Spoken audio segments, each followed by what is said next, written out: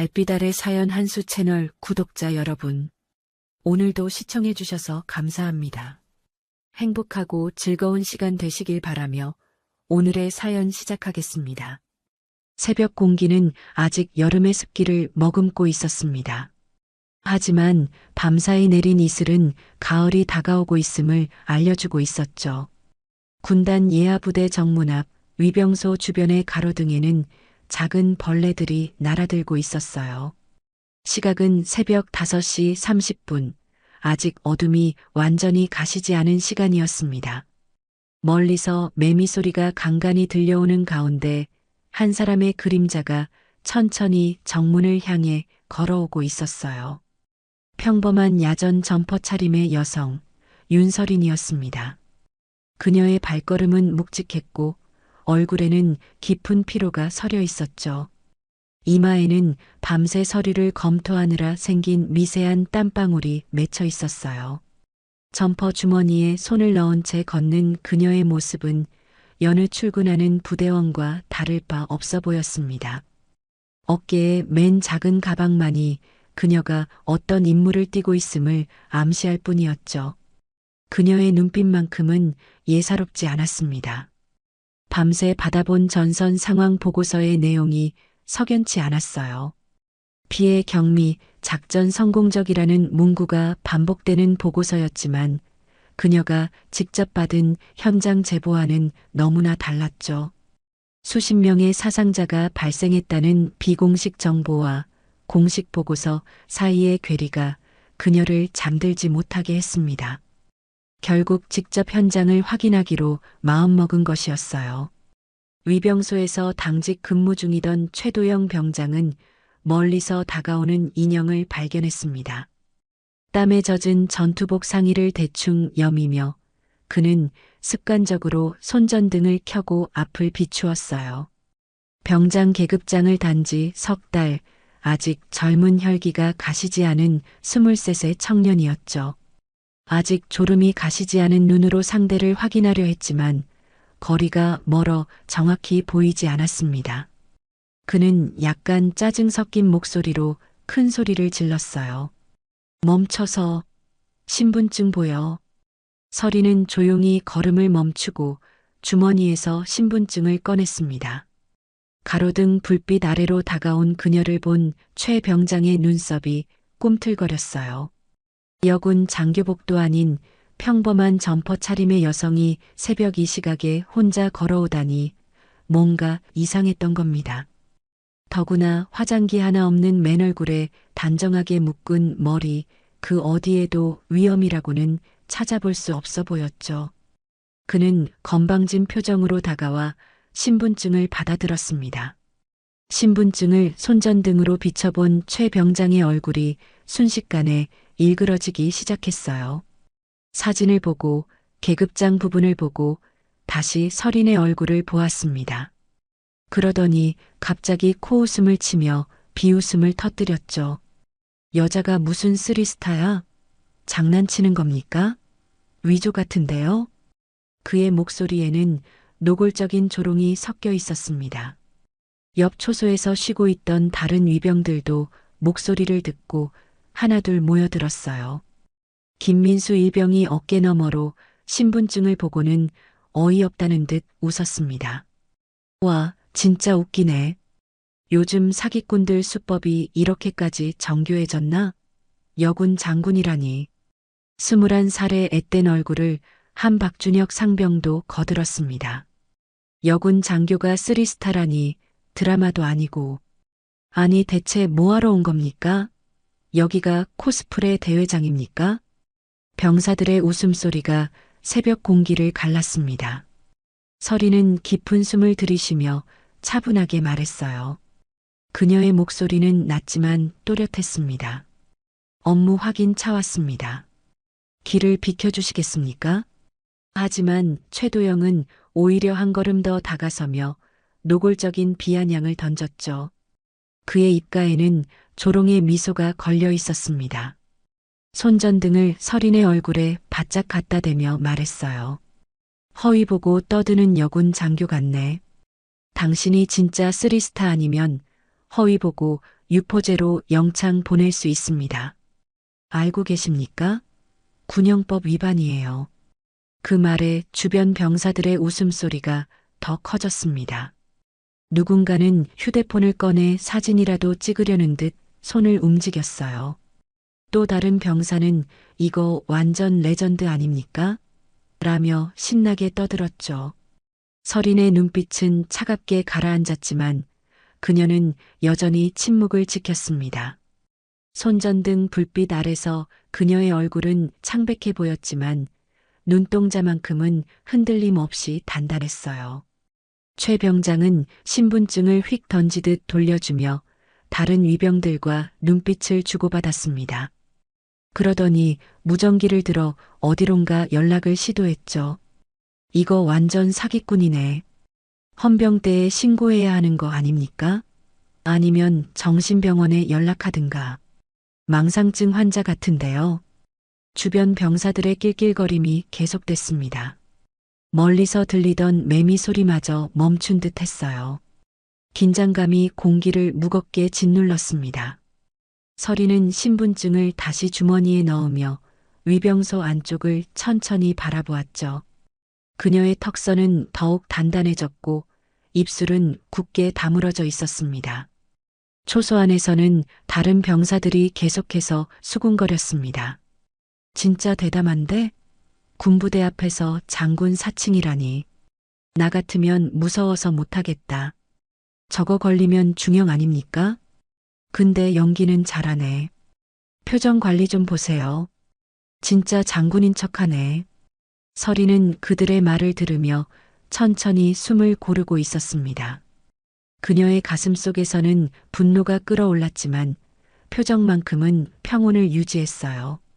수십 년간 쌓아온 군인으로서의 절제력이 발휘되는 순간이었죠. 그녀의 시선은 여전히 흔들리지 않았습니다. 그 시선 끝에는 무언가 단단한 결의가 담겨 있었어요.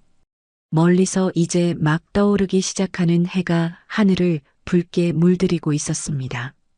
새로운 하루가 시작되고 있었지만 이 순간만큼은 시간이 멈춘 듯 정적만이 흘렀어요. 서린의 손은 주머니 속에서 천천히 주먹을 쥐었다 폈다를 반복하고 있었습니다. 인내의 시간이었죠.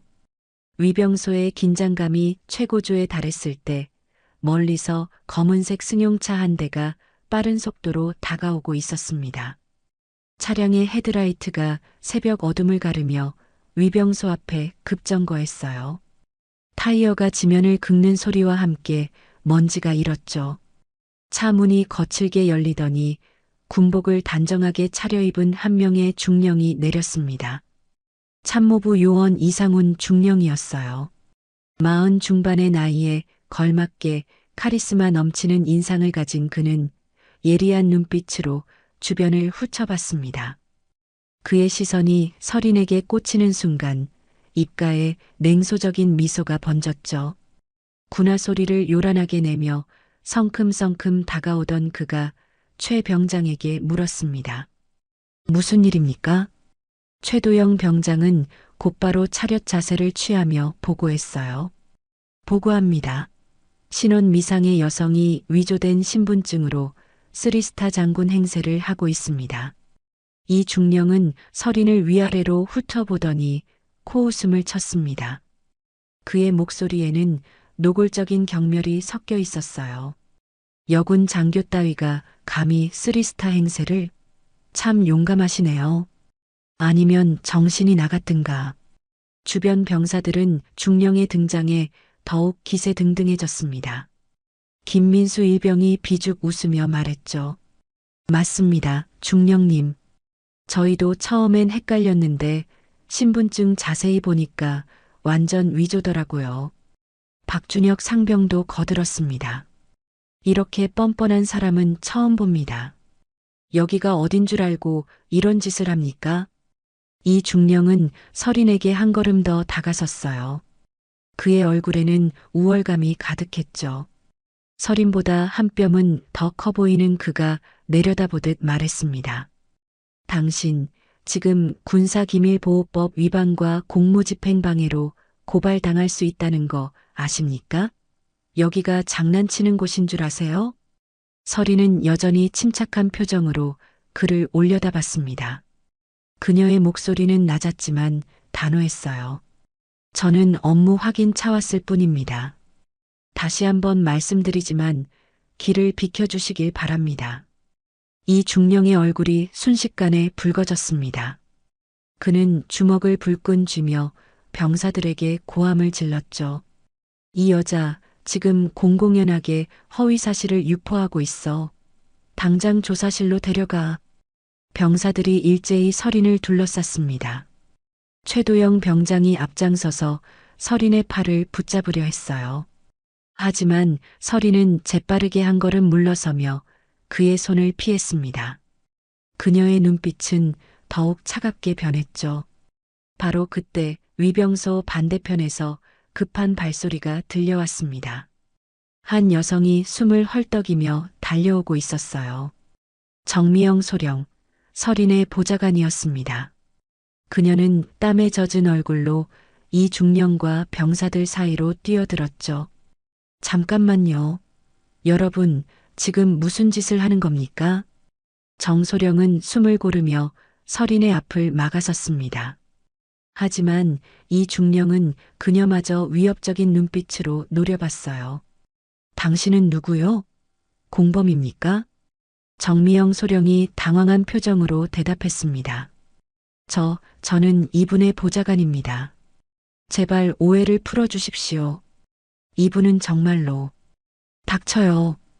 이 중령의 고함이 새벽 공기를 찢었습니다. 그는 정소령을 향해 손가락질하며 협박했죠. 내 상관까지 징계 감수하겠다는 거냐? 지금 당장 비키지 않으면 당신도 같이 영창행이야. 공범으로 처리할 거니까. 정소령의 얼굴이 창백해졌습니다. 그녀는 떨리는 목소리로 말했어요. 중령님, 제발 신분부터 확인해 주십시오. 우리 군에도 여군 장성이 계십니다. 이분이 바로. 또 헛소리야? 미친 것들 같으니라고. 이 중령은 주변 병사들에게 손짓했습니다. 병사들이 일제히 서린과 정소령을 향해 다가왔어요. 최도영 병장은 무전기를 들고 어디론가 보고하고 있었죠. 서린은 침묵 속에서 모든 상황을 지켜보고 있었습니다. 그녀의 주먹은 점점 더 단단하게 쥐어지고 있었어요. 손톱이 손바닥에 파고들 정도였죠. 하지만 그녀의 얼굴에는 여전히 평온함이 유지되고 있었습니다. 다만 눈빛만은 점점 더 차가워지고 있었어요. 이 중령이 다시 한번 서린에게 다가섰습니다. 그는 비웃음을 띤 얼굴로 말했죠. 당신 같은 사기꾼들 때문에 우리 군의 명예가 실추되는 거야. 내가 직접 조사하겠어. 어디 얼마나 그럴싸하게 꾸며냈나 보자고. 병사들이 서린의 양팔을 잡으려 했습니다. 하지만 서린은 또다시 재빠르게 움직여 그들을 피했어요. 그녀의 움직임은 정확하고 신속했습니다. 오랜 훈련으로 다져진 몸놀림이었죠. 이 중령의 얼굴이 일그러졌습니다. 그는 다시 한번 고함을 질렀어요. 대항하는 거야? 이제 공무집행 방해죄까지 추가다. 당장 붙잡아. 6명의 병사들이 일제히 서린을 향해 달려들었습니다. 정미영 소령이 비명을 지르며 막으려 했지만 이 중령이 그녀의 팔을 거칠게 붙잡았죠. 위병소 앞은 순식간에 아수라장이 되었습니다. 서린의 침묵 속 분노가 서서히 고조되고 있었어요. 그녀의 눈빛에는 더 이상 평온함이 아닌 얼음처럼 차가운 단호함이 자리 잡고 있었습니다. 멀리서 떠오르는 태양이 그녀의 얼굴을 붉게 물들이고 있었죠. 새로운 폭풍의 서막이 열리고 있었습니다. 위병소의 혼란이 최고조에 달했을 때 멀리서 또 다른 차량 소리가 들려왔습니다. 이번에는 군용 지프였어요. 차량이 급브레이크와 함께 멈추더니 별 하나가 반짝이는 어깨에 건장한 체격의 남성이 내렸습니다. 군단 참모장 김태수 준장이었죠. 그의 등장과 함께 분위기는 더욱 경직되었습니다. 김 준장은 카키색 군복을 말끔하게 차려입고 있었어요. 50대 후반의 나이에도 불구하고 꼿꼿한 자세를 유지하고 있었죠. 그의 얼굴에는 권위와 오만함이 동시에 서려 있었습니다. 위병소로 걸어오는 그의 발걸음은 무게감이 있었어요. 무슨 소란입니까? 김 준장의 목소리가 울려 퍼지자 모든 병사들이 일제히 차렷 자세를 취했습니다. 이상훈 중령도 급히 경례를 올렸죠. 김 준장은 상황을 파악하듯 주변을 둘러봤어요. 그의 시선이 서린에게 닿았을 때 눈빛이 미묘하게 흔들렸습니다. 준장님, 보고합니다. 이 중령이 급히 나서며 말했습니다.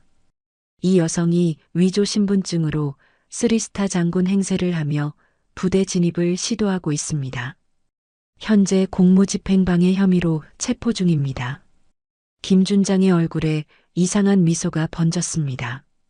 그는 서린을 천천히 살피며 다가왔어요. 그의 눈빛에는 계산적인 무언가가 담겨 있었죠. 그렇군요.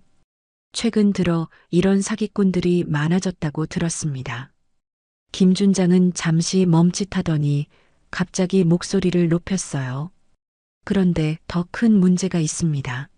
이 여자 전선 상황에 대한 허위 사실을 유포하려는 목적으로 온 것 같군요. 서린의 눈썹이 미세하게 올라갔습니다. 김 준장은 계속해서 말을 이어갔죠. 어젯밤 작전은 대성공이었습니다. 피해는 극히 미미했고 우리 부대는 완벽하게 임무를 수행했어요. 그런데 이 여자가 나타나서 무슨 허위 보고니 뭐니 하며 혼란을 야기하려는 겁니다. 이 중령이 맞장구 쳤습니다. 그렇습니다, 준장님. 제가 듣기로도 이 여자가 계속 업무 확인이라는 핑계로 부대 내부로 들어오려 했습니다. 김 준장은 차가운 눈빛으로 서린을 노려봤어요. 그리고는 단호하게 명령했습니다. 저 여자를 당장 영창에 가둬라. 허위사실 유포와 군사기밀보호법 위반, 그리고 공무집행방해 혐의다. 병사들이 일제히 서린을 향해 달려들었습니다. 이번에는 6명이 아니라 10명이 넘는 병력이었어요. 정미영 소령이 다시 한번 막으려 했지만 이 중령이 그녀를 거칠게 밀쳐냈죠. 보좌관이라고 했나? 당신도 같이 조사받을 준비나 해. 병사들은 서린의 양팔을 강제로 붙잡았습니다. 이번에는 피할 수 없었어요. 너무 많은 인원이었죠. 서린은 저항하지 않았습니다. 다만 김 준장을 똑바로 응시하며 조용히 말했어요. 준장님, 진실은 반드시 밝혀질 것입니다. 김 준장은 비웃음을 터뜨렸습니다. 진실? 진실은 내가 상부에 이미 보고했어. 작전 성공, 피해 미미. 그게 진실이야. 당신 같은 사기꾼의 말을 누가 믿겠어? 병사들이 서린을 위병소 뒤편의 임시 구금실로 끌고 갔습니다. 철창문이 열리는 소리가 쇳소리와 함께 울렸어요. 좁고 어두운 공간이었죠. 바닥에는 얇은 매트 하나만 깔려 있었고 작은 창문으로는 희미한 새벽빛만 들어오고 있었습니다. 들어가. 최도영 병장이 서린을 거칠게 밀어 넣었습니다. 서린은 비틀거렸지만 곧 자세를 바로잡고 철창 앞에 섰어요. 병사들은 문을 잠그며 조롱했죠. 이제 별 3개 아니라 쇠창살 3개 보겠네. 여기서 편히 쉬세요. 가짜 장군님. 웃음소리가 복도에 울려 퍼졌습니다. 서린은 아무 말 없이 바닥에 앉았어요. 그녀의 얼굴에는 여전히 평온함이 남아 있었지만 주먹은 단단히 쥐어져 있었죠. 밖에서는 김 준장과 이 중령이 대화를 나누고 있었습니다. 준장님, 이 여자를 어떻게 처리하시겠습니까? 일단 격리시켜놔. 상부에서 조사관이 내려올 때까지 아무도 접촉하지 못하게 해. 특히 언론은 절대 안 돼. 알겠습니다. 그런데 혹시 정말로 장군이면 어쩌죠? 김 준장이 차갑게 웃었습니다. 설마 여군 쓰리스타가 이런 곳에 혼자 올 리가 없잖아. 그리고 설령 진짜라 해도 이미 내 보고서는 상부에 올라갔어. 작전 성공, 피해 없음. 그게 공식 기록이 되는 거야. 몇 시간이 흘렀습니다. 해가 완전히 떠올라 구금실 안도 밝아졌어요. 서리는 벽에 기대 앉아 눈을 감고 있었습니다. 그때 철창 너머로 조용한 발소리가 들렸죠. 정미영 소령이었습니다. 그녀는 주변을 살피며 작은 목소리로 속삭였어요. 장군님, 제가 작전 기록 파일을 빼돌려 두었습니다. USB에 담아서 안전한 곳에 숨겨뒀어요. 서린이 눈을 떴습니다. 그녀의 눈빛에 희망이 번쩍였죠. 잘했어요, 소령. 그걸 반드시. 거기 누구야? 갑자기 복도 끝에서 고함 소리가 들렸습니다. 위병이 달려오고 있었어요. 정소령은 다급히 말했죠. 제가 꼭 진실을 밝히겠습니다. 그리고는 황급히 자리를 떠났습니다. 서리는 다시 혼자 남겨졌어요. 철창 너머로 보이는 하늘은 점점 더 밝아지고 있었습니다. 하지만 그녀가 갇힌 이곳은 여전히 어둠 속이었죠. 김준장은 자신의 집무실로 돌아와 서류를 정리하고 있었습니다. 그의 책상 위에는 작전 보고서라고 적힌 문서가 놓여 있었어요. 표지에는 극비라는 도장이 찍혀 있었죠. 그는 만족스러운 표정으로 문서를 서랍에 넣었습니다. 이제 모든 게 정리됐어. 아무도 진실을 모를 거야. 그의 입가에 음침한 미소가 번졌습니다. 밖에서는 아침을 알리는 나팔 소리가 울려 퍼지고 있었어요. 새로운 하루가 시작되고 있었지만 서린에게는 가장 어두운 순간이었습니다. 철창 안의 서린은 벽에 기댄 채 깊은 생각에 잠겨 있었습니다. 아침 햇살이 작은 창문을 통해 들어와 그녀의 얼굴을 비추고 있었죠. 땀에 젖은 점퍼는 이미 말라붙어 있었고 입술은 바짝 마른 상태였습니다. 하지만 그녀의 눈빛만큼은 여전히 살아있었어요. 복도에서 발소리가 들렸습니다. 여러 명의 군화 소리였죠. 철창 앞에 김태수 준장과 이상훈 중령, 그리고 몇 명의 병사들이 나타났어요. 김 준장은 승리자의 미소를 지으며 서린을 내려다봤습니다. 어때요? 철창 안 기분이? 이제 현실을 받아들이겠습니까? 서린은 천천히 일어났습니다. 그녀는 김 준장을 똑바로 바라보며 조용히 말했죠. 준장님, 작전 중 사망한 병사들은 몇 명입니까? 김 준장의 얼굴이 순간 굳었습니다. 하지만 곧 비웃음을 지었어요. 사망자? 없어. 단 한 명도. 우리 작전은 완벽했다니까. 거짓말입니다. 서린의 목소리는 낮았지만 단호했습니다. 그 말에 김 준장의 얼굴이 붉어졌죠. 뭐라고? 감히 나한테.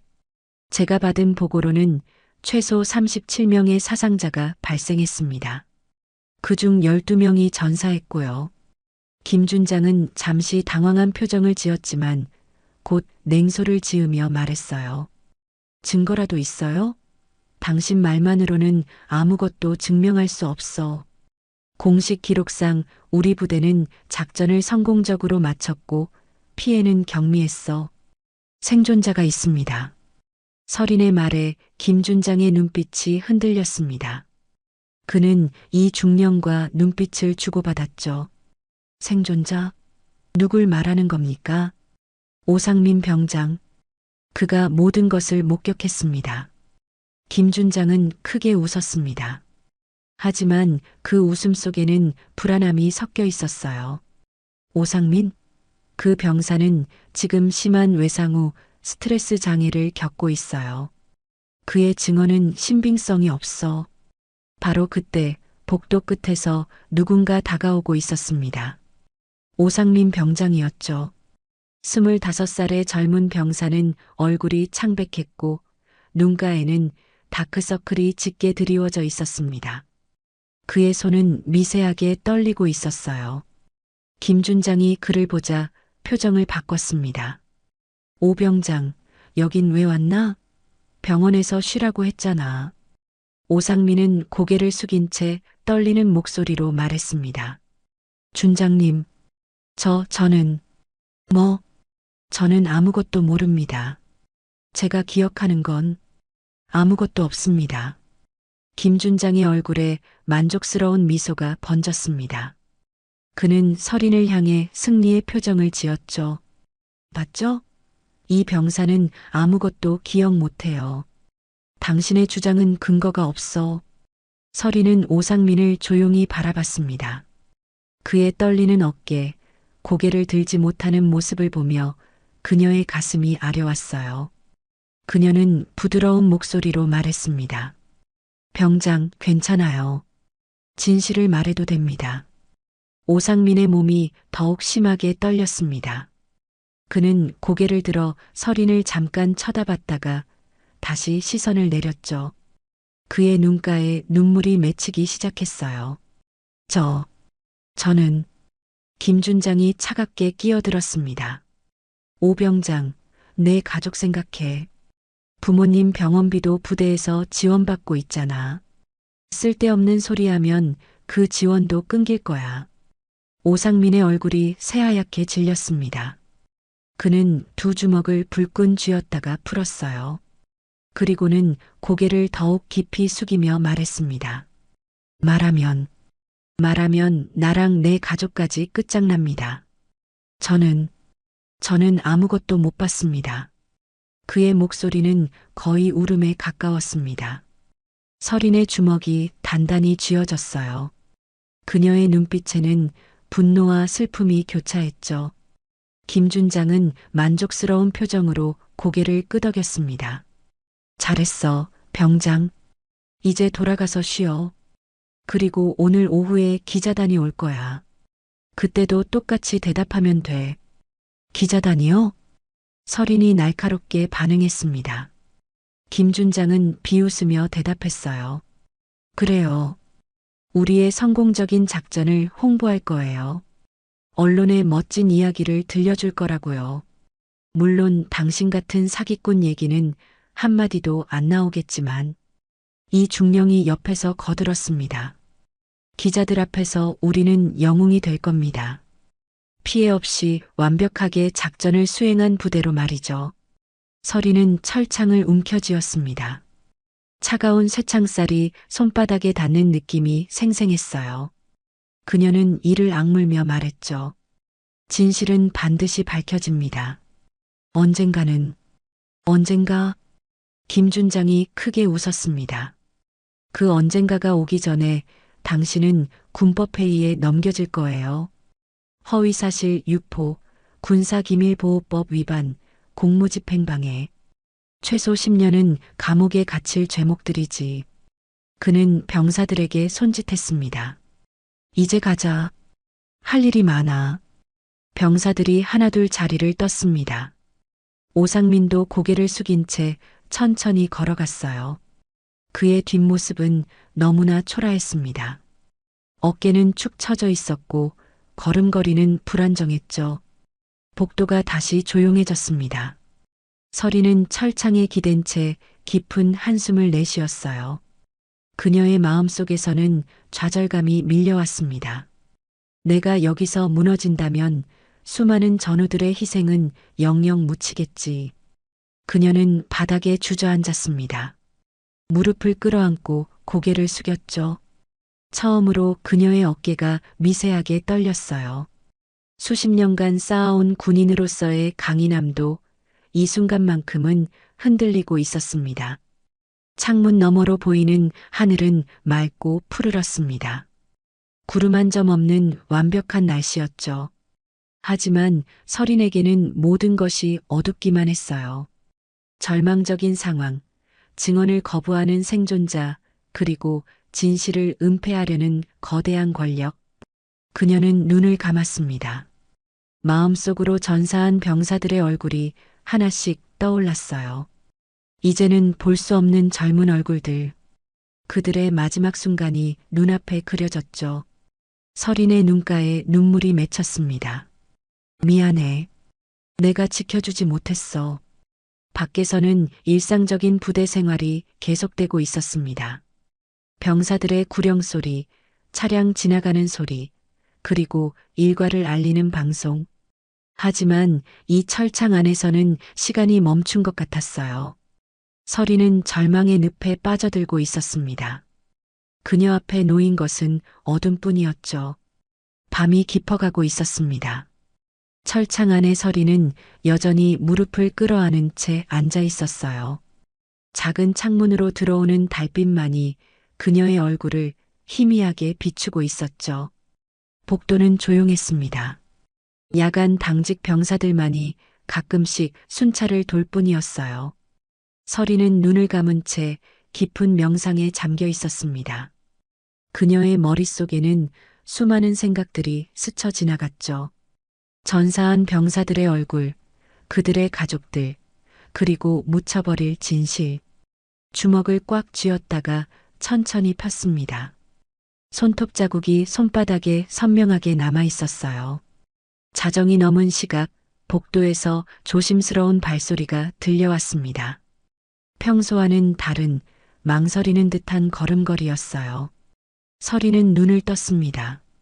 어둠 속에서 누군가의 그림자가 다가오고 있었죠. 장군님, 작은 속삭임이었습니다. 박지훈 대령이었어요. 50대 초반의 그는 김태수 준장의 직속 부하 중 한 명이었죠. 그의 얼굴에는 깊은 갈등이 서려 있었습니다. 눈가에는 피로와 불안이 역력했어요. 서리는 천천히 일어나 철창 가까이 다가갔습니다.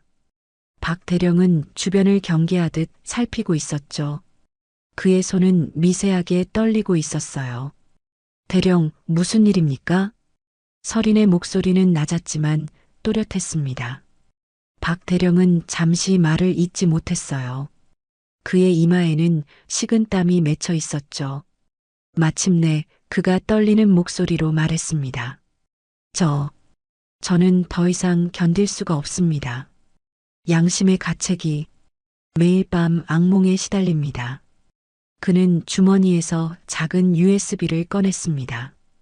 달빛에 반사되어 은은하게 빛났어요. 이건 제가 몰래 복사해둔 작전 일지입니다. 진짜 기록이에요. 김준장이 조작하기 전에 원본. 서린의 눈빛이 빛났습니다. 하지만 박 대령은 여전히 망설이고 있었어요.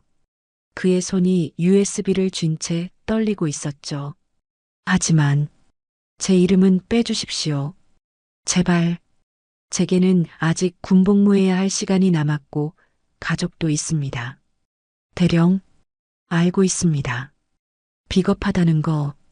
하지만 저는 용기가 없습니다. 박 대령의 눈가에 눈물이 맺혔습니다. 그는 주변을 다시 한번 살피더니 철창 사이로 USB를 밀어 넣었어요. 서린이 그것을 받아들었습니다. 작고 가벼운 물건이었지만 그 안에 담긴 진실의 무게는 무거웠죠. 이 안에 모든 것이 다 들어 있습니다. 실제 사상자 명단, 작전 중 발생한 문제들, 그리고 김준장이 상부에 보고한 거짓 내용까지. 서리는 USB를 꽉 움켜쥐었습니다. 그녀의 눈빛에 희망이 되살아났어요. 고맙습니다, 대령. 용기 내주셔서. 박 대령은 고개를 저었습니다. 용기라니요. 저는 그저 잠을 자고 싶었을 뿐입니다. 악몽 없이. 그는 한숨을 깊게 내쉬었어요. 내일 오후 2시 기자회견이 열립니다. 김준장은 거기서 완벽한 작전 성공 스토리를 발표할 겁니다. 오상민 병장도 증언대에 세울 거예요. 물론 거짓 증언을 하도록 강요받은 상태로. 알겠습니다. 박 대령은 마지막으로 서린을 바라봤습니다. 그의 눈빛에는 죄책감과 안도감이 뒤섞여 있었죠. 제발 성공하십시오. 그 아이들을 위해서라도. 그는 그렇게 말하고는 조용히 자리를 떠났습니다. 발소리가 점점 멀어지더니 완전히 사라졌어요. 서리는 손안에 USB를 내려다봤습니다. 작은 플라스틱 조각이었지만 이것이 모든 것을 바꿀 수 있는 열쇠였죠. 그녀는 USB를 점퍼 안쪽 주머니 깊숙이 숨겼습니다. 그리고는 철창을 붙잡고 서서 창문 너머의 밤하늘을 바라봤어요. 별들이 총총히 빛나고 있었습니다. 마치 전사한 병사들의 영혼처럼 느껴졌죠. 이제 기회가 생겼어. 반드시 진실을 밝혀야 해. 서린의 눈빛이 다시 살아났습니다. 절망에 빠졌던 그녀의 마음에 결의가 다시 타올랐어요. 주먹을 꽉 쥐었습니다. 이번에는 분노가 아닌 결연한 의지로. 새벽이 밝아오기 시작했습니다. 동쪽 하늘이 서서히 붉게 물들고 있었어요. 서리는 철창에 기댄 채 계획을 세우고 있었습니다.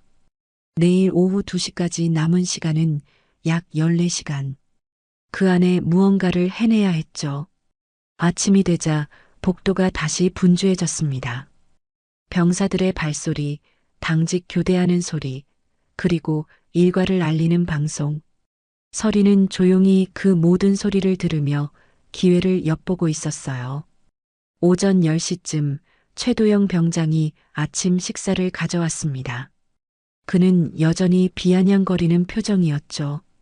가짜 장군님, 식사 시간입니다. 오늘이 마지막 편한 식사일 거예요. 내일부터는 영창 밥 먹어야 할 테니까. 서리는 아무 대꾸 없이 식판을 받았습니다. 밥과 국 그리고 몇 가지 반찬이 담겨 있었어요. 그녀는 천천히 식사를 하기 시작했습니다. 최 병장은 철창 앞에 서서 그녀를 지켜보고 있었죠. 근데 신기하네요. 진짜 장군처럼 행동하시네. 저렇게 당당할 수가 있나? 옆에 있던 김민수 일병이 웃으며 말했습니다. 연기 잘하는 거 아닙니까? 나중에 배우 해도 되겠는데요. 두 병사는 낄낄거리며 자리를 떠났습니다. 서리는 식사를 마치고 식판을 내려놓았어요. 그리고는 다시 창문 쪽으로 다가가 밖을 바라봤습니다. 부대 마당에서는 일상적인 훈련이 진행되고 있었습니다. 병사들이 구령에 맞춰 움직이고 장교들이 지시를 내리고 있었죠. 그 너머로는 기자회견 준비를 하는 모습도 보였어요. 테이블과 의자를 배치하고 마이크를 설치하고 있었습니다. 저기서 거짓이 발표될 거야. 하지만 나는 진실을 알고 있어. 서리는 주머니 속 USB를 만져봤습니다. 아직 그곳에 안전하게 있었어요. 그녀는 깊은 숨을 들이쉬었습니다. 이제 곧 결전의 시간이 다가오고 있었죠. 오후가 되자 부대는 더욱 분주해졌습니다.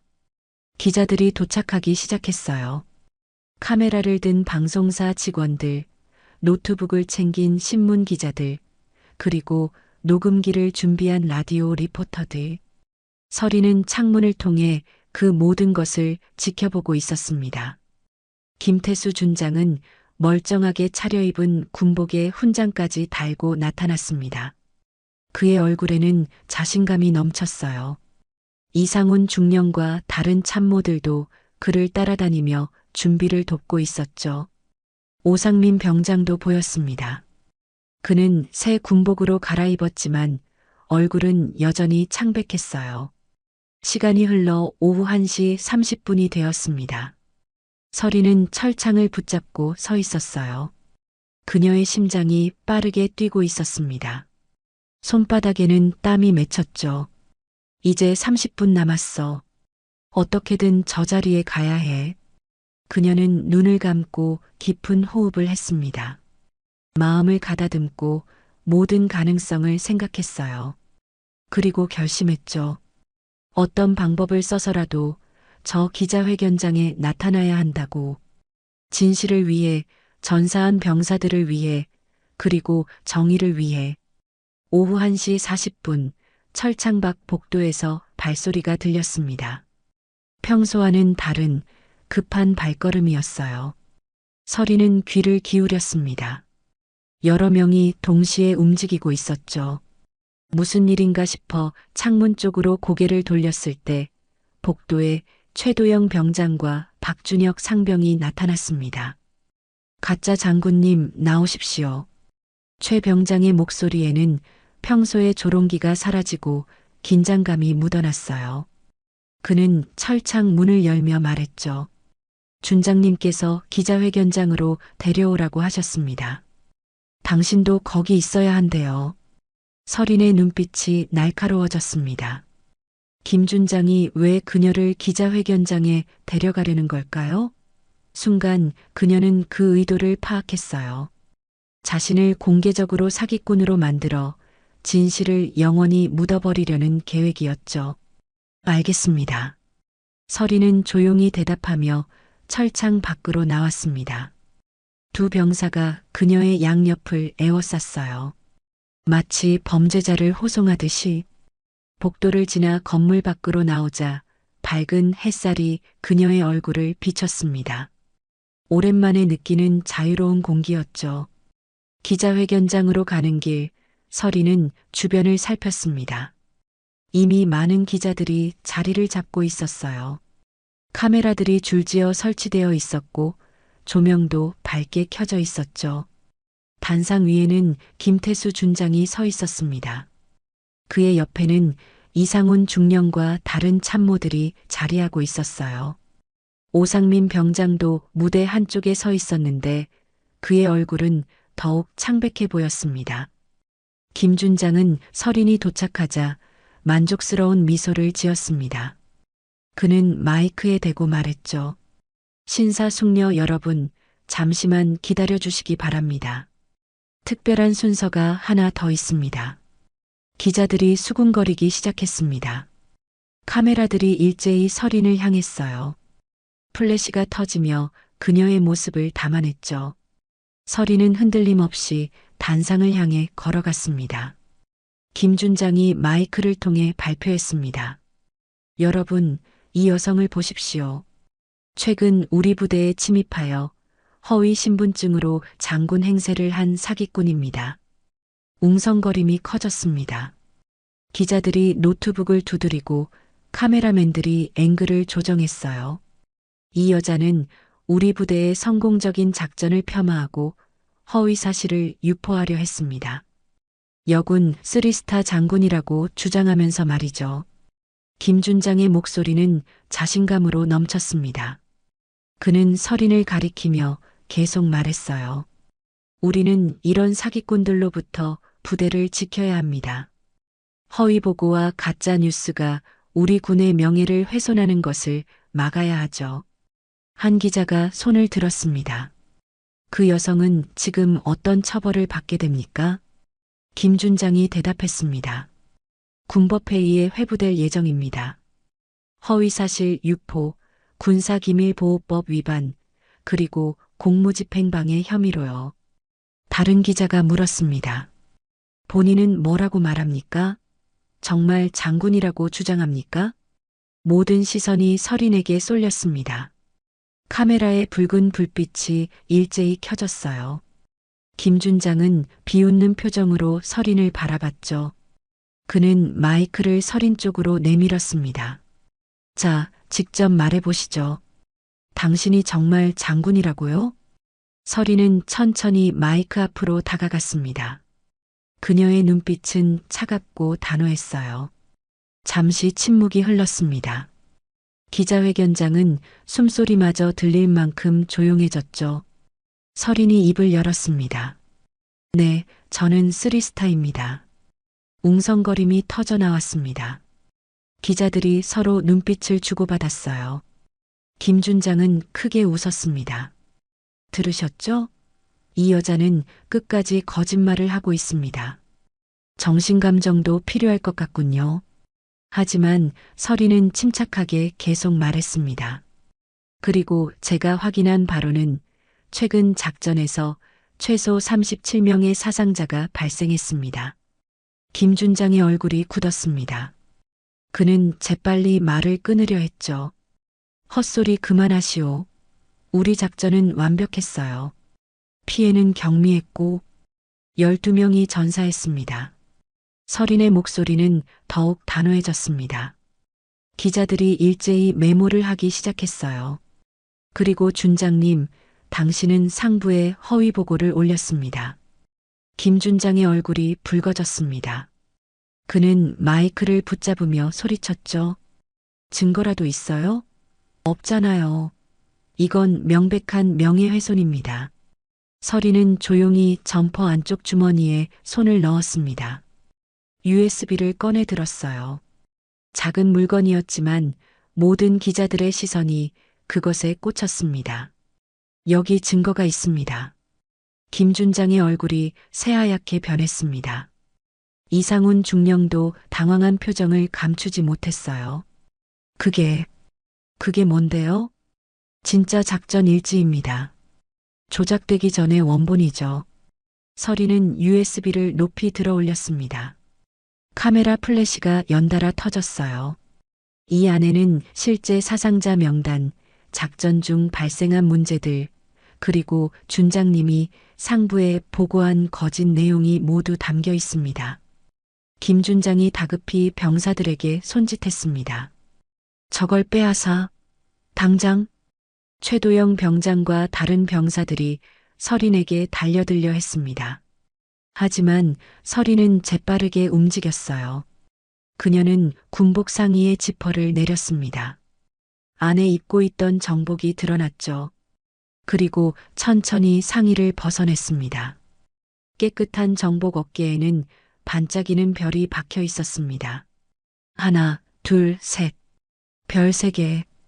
회의장이 순간 정적에 휩싸였습니다. 모든 사람들이 숨을 멈춘 듯 했어요. 카메라들은 계속해서 셔터를 눌러댔지만 그 소리마저 멀게 느껴졌죠. 김태수 준장의 입이 벌어졌습니다. 이상훈 중령은 한 걸음 뒤로 물러섰어요. 최도영 병장은 그 자리에 얼어붙었습니다. 오상민 병장은 눈을 크게 뜨고 서린을 바라봤죠. 한 기자가 떨리는 목소리로 물었습니다. 저게 진짜입니까? 또 다른 기자가 휴대폰을 꺼내 뭔가를 검색하기 시작했어요. 그리고는 소리쳤습니다. 윤서린 중장, 육군 작전사령부 부사령관. 회의장이 발칵 뒤집혔습니다. 기자들이 일제히 일어나 앞으로 몰려들었어요. 카메라 플래시가 폭풍처럼 터져나왔죠. 질문들이 사방에서 쏟아졌습니다. 중장님, 정말 허위 보고가 있었습니까? 사상자 규모가 어느 정도입니까? 준장의 보고서는 거짓이었습니까? 김태수 준장은 뒤로 비틀거렸습니다. 그의 얼굴에서 모든 혈기가 빠져나간 것 같았어요. 입술이 파르르 떨렸지만 아무 말도 나오지 않았죠.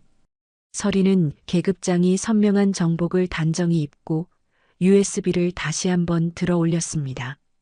모든 진실이 여기 담겨 있습니다. 국민 여러분께 공개하겠습니다. 기자회견장은 완전히 뒤집혔습니다. 카메라 플래시가 끊임없이 터지고 기자들의 함성이 마당을 가득 채웠어요. 서린은 단상 중앙에 서서 USB를 노트북에 연결했습니다. 프로젝터 화면에 파일들이 하나씩 펼쳐지기 시작했죠. 첫 번째 화면에는 실제 작전 일지가 나타났습니다. 붉은색으로 표시된 사상자 수치가 선명했어요. 전사 12명, 부상 25명이라는 글자가 모두의 눈에 들어왔죠. 김태수 준장은 그 자리에서 주저앉을 듯 비틀거렸습니다. 이건, 그가 중얼거렸지만 말을 잇지 못했어요. 이상훈 중령은 이미 한 걸음씩 뒤로 물러나고 있었죠. 서린은 침착하게 다음 파일을 열었습니다. 여기 보시는 것이 실제 현장 상황 보고서입니다. 그리고 이것이 그녀는 다른 파일을 클릭했어요. 준장이 상부에 보고한 내용입니다. 피해 경미, 작전 성공적. 완전히 다르죠. 기자들이 일제히 카메라 셔터를 눌렀습니다. 한 방송사 기자가 마이크를 들이대며 물었어요. 중장님, 이 허위 보고가 왜 이루어진 겁니까? 서린이 대답하기 전에 갑자기 단상 뒤편에서 목소리가 들렸습니다. 제가 말씀드리겠습니다.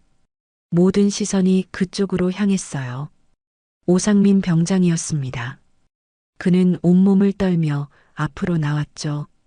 얼굴은 창백했지만 눈빛만큼은 결연했습니다. 오 병장, 내가 무슨...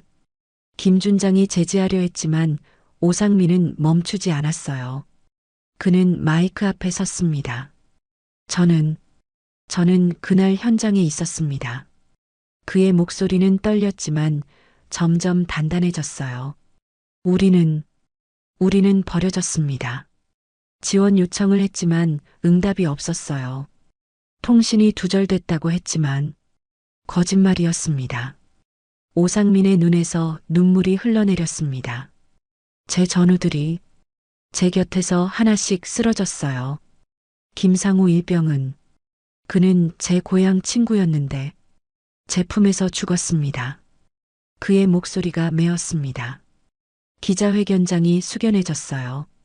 준장님은 제게 거짓말을 하라고 강요했습니다. 제 가족을 협박했어요. 부모님 병원비 지원을 끊겠다고. 김태수 준장의 얼굴이 일그러졌습니다.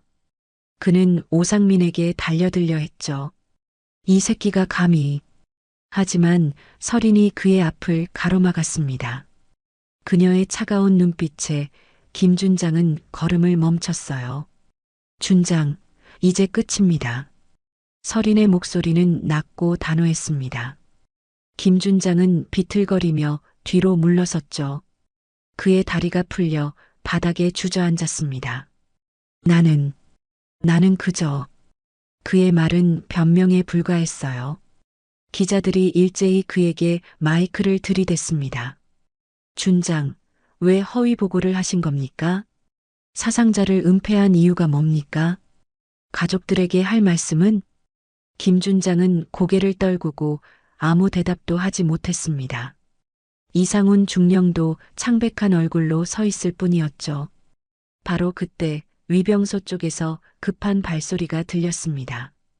최도영 병장이 다른 병사들과 함께 무릎을 꿇으며 다가왔어요. 그의 얼굴에는 눈물이 흐르고 있었습니다. 중장님, 용서해 주십시오. 최 병장은 목이 메어 말을 잇지 못했습니다. 제가 몰라 배웠습니다. 제가 감히 중장님을 그렇게... 그는 바닥에 이마를 대고 흐느꼈습니다. 다른 병사들도 하나둘 무릎을 꿇기 시작했어요. 김민수 일병, 박준혁 상병, 그리고 위병소에서 서린을 조롱했던 모든 이들이었죠. 죄송합니다, 중장님. 용서해 주십시오. 울음소리가 마당에 퍼졌습니다. 서린은 그들을 내려다봤어요. 그녀의 눈빛에는 분노보다는 슬픔이 더 짙게 서려 있었습니다. 일어나십시오. 서린의 목소리는 부드러웠지만 단호했어요. 당신들은 명령에 따랐을 뿐입니다. 잘못은 거짓을 지시한 자들에게 있습니다. 병사들은 여전히 고개를 들지 못했습니다. 서린은 USB를 다시 한번 화면에 띄웠어요. 이번에는 전사자 명단이었습니다. 여기 보십시오. 이 이름들을 기억해 주십시오. 화면에 12개의 이름이 떴습니다.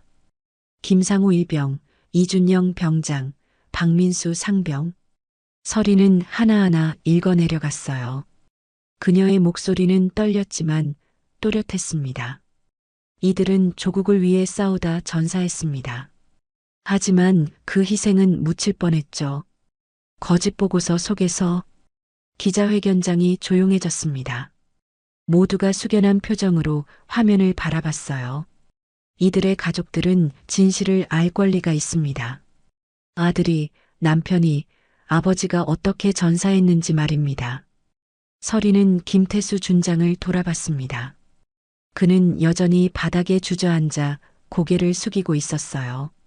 준장, 당신은 이들의 죽음을 모욕했습니다. 그리고 살아남은 자들의 고통을 외면했죠. 김준장의 어깨가 떨렸습니다. 그는 천천히 고개를 들었어요. 그의 눈가에도 눈물이 맺혀 있었습니다.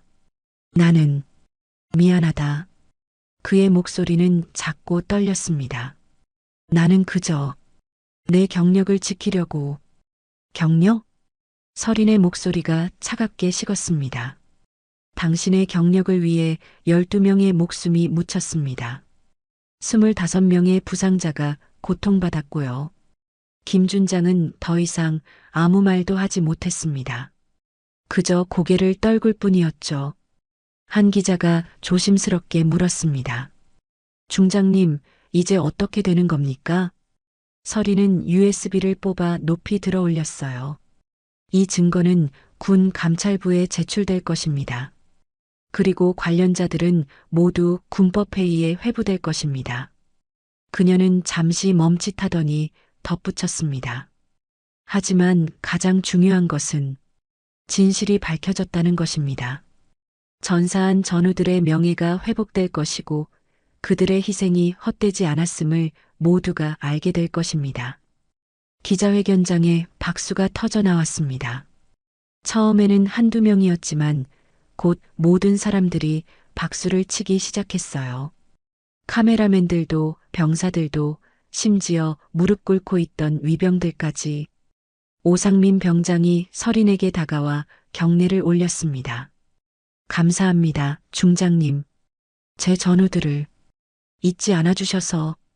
서린은 그의 경례를 받으며 조용히 말했어요. 그들은 영웅입니다. 우리 모두 기억해야 할 영웅이죠. 햇살이 마당을 밝게 비추고 있었습니다. 오랜 어둠이 걷히고 진실의 빛이 드디어 세상을 밝힌 순간이었죠. 서린의 눈가에는 안도의 눈물이 맺혔습니다.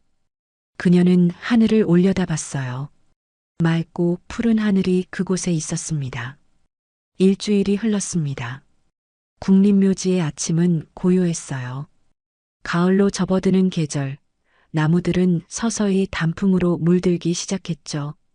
잔디밭에는 아직 이슬이 맺혀 있었고 새들의 지저김이 평화롭게 울려 퍼지고 있었습니다. 서린은 단정한 정복 차림으로 묘역 앞에 서 있었습니다. 어깨에 별 3개가 아침 햇살에 반짝였어요. 그녀의 손에는 하얀 국화 다발이 들려 있었죠.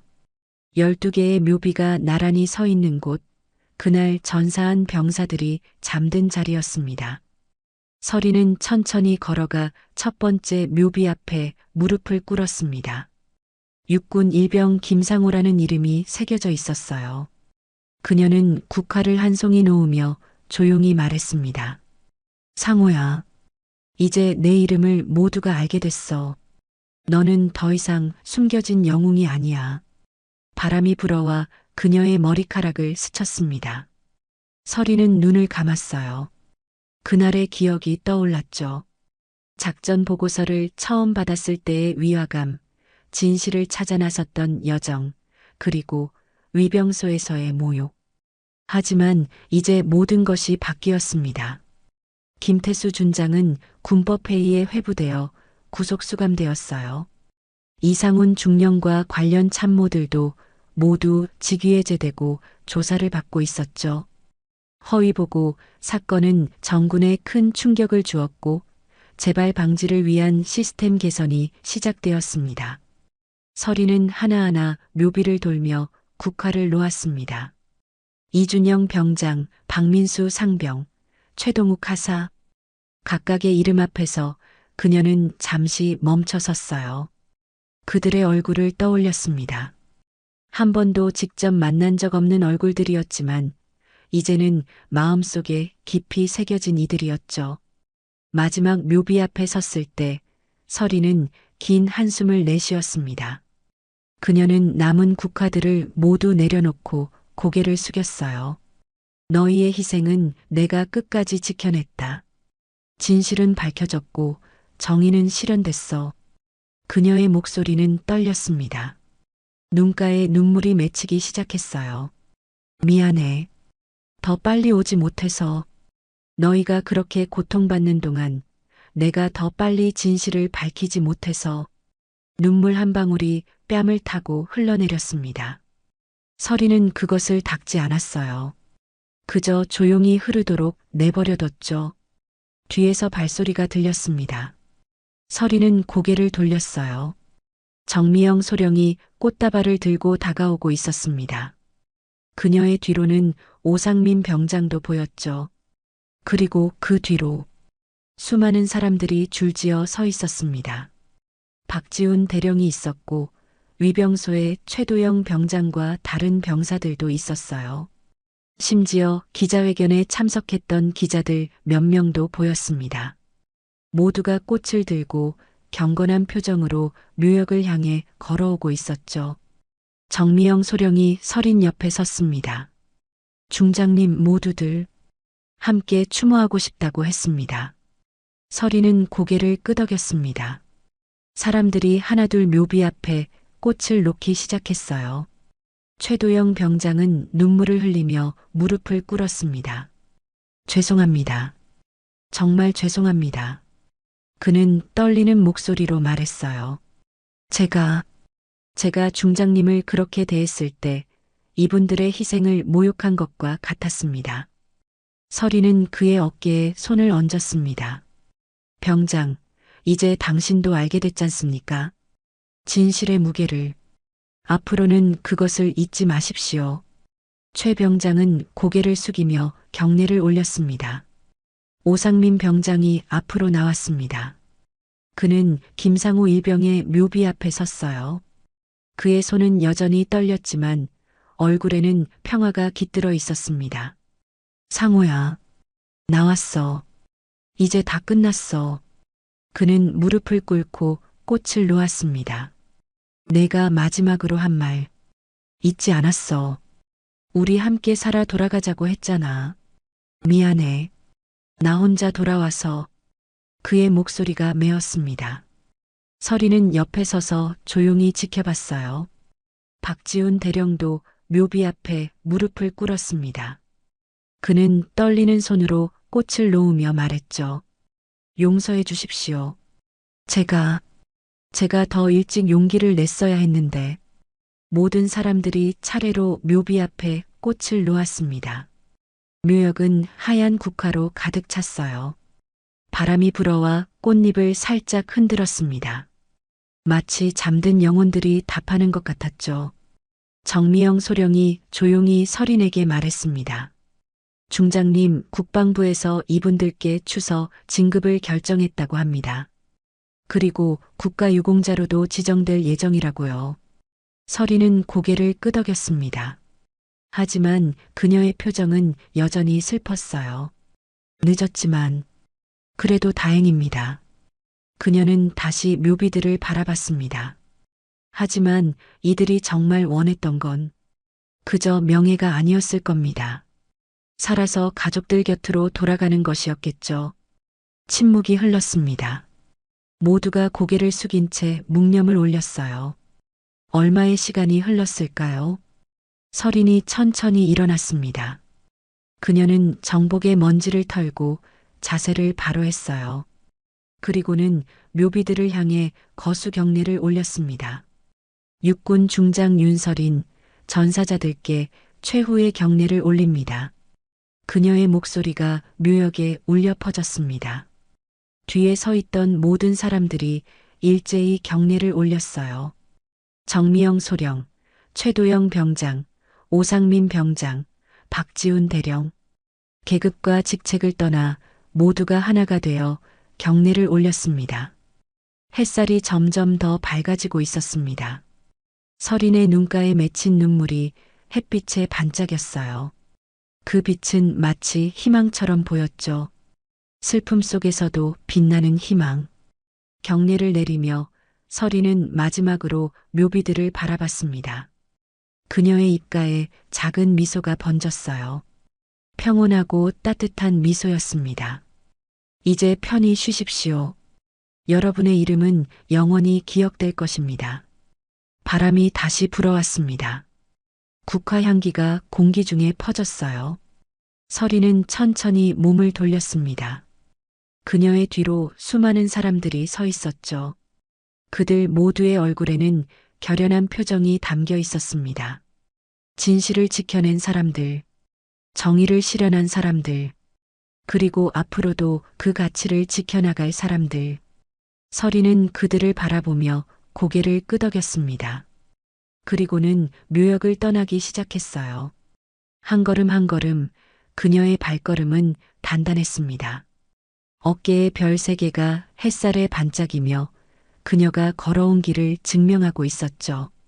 뒤를 따르는 사람들의 발소리가 하나의 리듬을 만들었습니다. 그것은 행진곡 같았어요. 슬프지만 당당한, 무겁지만 희망찬 행진곡. 묘역 입구에서 서리는 잠시 멈춰 섰습니다. 그녀는 뒤를 돌아봤어요. 하얀 국화로 뒤덮인 묘역, 그 위로 펼쳐진 푸른 하늘, 그리고 밝게 빛나는 태양. 감사합니다. 그녀는 작게 속삭였습니다. 여러분 덕분에 제가 여기까지 올 수 있었습니다. 그리고는 다시 앞을 향해 걸었습니다. 정문을 나서는 그녀의 뒷모습은 의연했어요. 바람이 그녀의 군복을 살짝 흔들었지만 그녀는 흔들리지 않았습니다. 앞으로도 갈 길이 멀었죠. 군의 개혁, 시스템의 개선, 그리고 다시는 이런 일이 반복되지 않도록 하는 것. 서린의 어깨에는 그 무거운 책임이 지워져 있었습니다. 하지만 그녀는 두렵지 않았어요.